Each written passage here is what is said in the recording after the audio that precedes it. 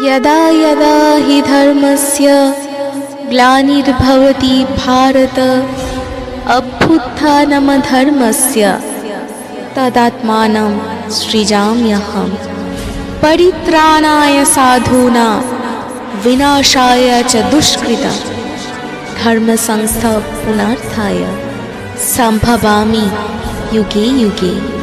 যখন যখন এই পৃথিবীতে ধর্মের অধঃপতন হয় এবং অধর্মের অভ্যুত্থান হয়, তখন তখন আমি নিজেকে প্রকাশ করে অবতীর্ণ হই সাধুদের পরিত্রাণ করার জন্য এবং দুষ্কৃতীদের বিনাশ করার জন্য এবং ধর্মকে পুনরায় সংস্থাপন করার জন্য আমি যুগে যুগে অবতীর্ণ হই।